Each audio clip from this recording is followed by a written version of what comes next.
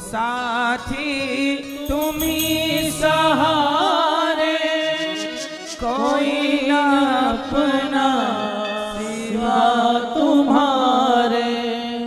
तुम्ही हो नैया तुम्ही खिवैया, तुम्ही हो बंधु सखा तुम्ही हो। तुम्ही हो माता पिता तुम्ही हो, तुम्ही हो बंधु सखा तुम्ही हो। भगवान हमारे माता पिता, त्वमेव माता च पिता, त्वमेव बंधु त्वमेव विद्या, त्वमेव सर्वम त्वमेव माता। हे प्रभु आप हमारे कौन हैं? आप ही हमारी माता हो। त्वमेव माता च, आप ही हमारी माता हैं और आप ही हमारे त्वमेव बंधु, आप ही हमारा परिवार है, बंधु बांधव। तुम ही हमारे सखा मित्र हो, आप ही हमारा धन हो। हमारा धन क्या है? आपके पास भक्ति है, प्रेम है भगवान के प्रति, अच्छे काम हैं जीवन में, तो आप धनवान हो। धनवान किसे कहते हैं? जिसके पास, सुदामा जी धनवान थे, अमीर थे कि गरीब थे? क्या थे? क्या थे सुदामा? सुदामा जी को दुनिया तो कहती है कि गरीब हैं, पर जरा आप ही बताओ, जिन सुदामा के पांव जगत के पालनहार धोए हैं, जिन सुदामा को जगत के पालनहार अपनी सिंहासन पर बिठाए हैं, वो किस दृष्टि से गरीब हो सकते हैं? सामान्य दृष्टि से तो वो गरीब हैं, ये सब व्यवहार में बोला जाता है, पर जरा सोचिए कि जिन परमात्मा की झलक पाने बड़े बड़े साधु संत जंगलों में तपस्या कर रहे हैं, जिन भगवान के लिए साधु संत पागल रहते हैं, वो कृष्ण पागल हो गए सुदामा के लिए। मित्र आया है सुदामा, सुदामा। बताइए, व्यवहार की दृष्टि में जो गरीब है, आध्यात्म की दृष्टि में वही अमीर है। इसलिए हम ये डिसाइड नहीं कर सकते कि कौन गरीब है और कौन। जिसके पास पैसा है, सोना है, चांदी है, आप उसे अमीर समझते हैं, पर अध्यात्म कहता है, भक्ति की दृष्टि कहती है कि जिसके पास सोना चांदी है वो बहुत गरीब है। जिसके पास भगवान के नाम का, प्रेम का धन है, पायो जी मैंने राम रतन धन पाया, वही सबसे अमीर है। हम लोग अमीरी गरीबी का आकलन सोना चांदी रुपया पैसे से करते हैं। हमारा चश्मा ही खराब है, दृष्टिकोण ही खराब है। अमीरी क्या है? सुदामा जी सबसे अमीर हैं, जिनके लिए सारी दुनिया रोती है भगवान के लिए। हे भगवान, कब दर्शन दोगे, कब झलक दिखाओगे, कब कृपा।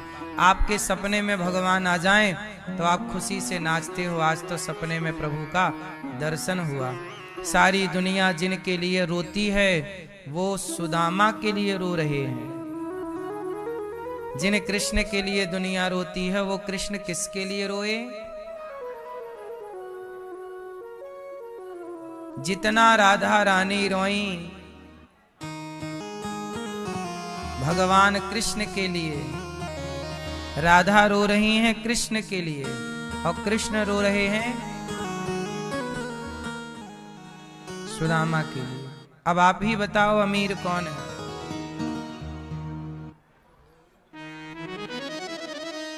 इसलिए हम उन्हें याद करें, ये भक्ति है।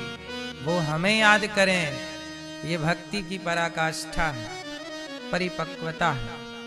इसलिए आप भगवान को तब तक याद कीजिए जब तक वो आपको याद ना करने लग जाए। शबरी माता, शबरी ने राम को इतना याद किया, इतना याद किया कि राम को शबरी की याद आ गई। कहाँ गए भैया, शबरी कहाँ रहती है? पूछते पूछते राम जी किसके द्वार चले गए? शबरी के घर। शबरी के घर पहुंचे, शबरी तो पहचान भी नहीं रही, आप कौन हैं? माता मैं राम हूं। अच्छा मेरे राम आ गए, गिर पड़ी। शबरी तो भूल गई राम को, पहचान भी नहीं पाई। लेकिन याद रखिएगा, जब हम जीवन भर उन्हें पुकारते हैं और आखिरी में हम उन्हें भूल भी जाएं तो वो हमें याद कर लेते हैं। आप भूल जाइए, जरूरत नहीं है कि आप आखिरी टाइम उन्हें याद करिए। अंते नारायण स्मृति लिखा तो है भागवत जी में। जीवन का परम लाभ क्या है? अंत में नारायण की स्मृति हो। लेकिन हमारे आचार्य श्री स्वामी श्री रामानुजाचार्य स्वामी कहते हैं कि जरूरत नहीं है कि हम अंत में उनको याद करें। हम जीवन भर भगवान को याद करेंगे तो भगवान स्वयं हमें याद कर लेंगे। हम आखिरी में याद नहीं करेंगे भगवान को। हम आखिरी में क्यों याद करें? हमने सारी जिंदगी प्रभु आपको याद किया है, अब आखिरी में आप हमें याद करो। हम क्यों आपको याद करें? हमें याद करते रहेंगे। सारे हमारे ही कर्तव्य हैं, आपका भी तो कुछ कर्तव्य है, आपका भी तो कुछ धर्म है। इसलिए हम आपको याद आखिरी में नहीं करेंगे। लेकिन एक बात और है, सूरदास जी कहते हैं हम तुम्हें भूल भी तो नहीं सकते। सूरदास जी को मिले कृष्ण और हाथ छोड़ा के चले गए। कथा बड़ी सुंदर है। सूरदास जी के पास आए, क्या हुआ कि एक बार ना राधा रानी और कृष्ण सूरदास जी के पास आए।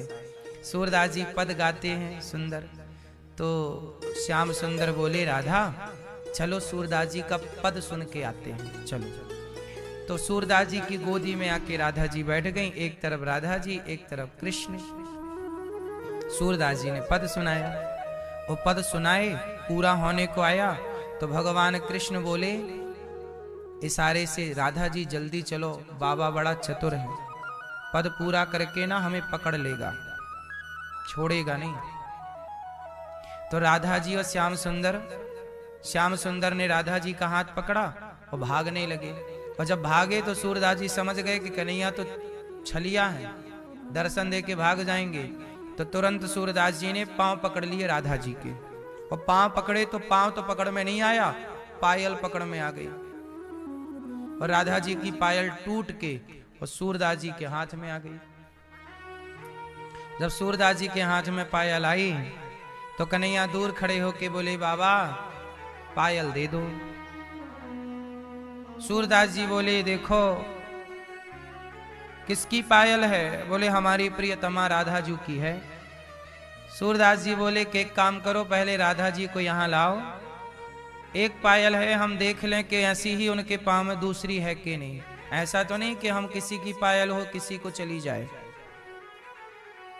आपकी गिर गई है तो ऐसी ही दूसरी दिखाओ, पहले दूसरी दिखाओ, हमें लगेगा कि ये वही है, उन्हीं की है तो हम दे देंगे।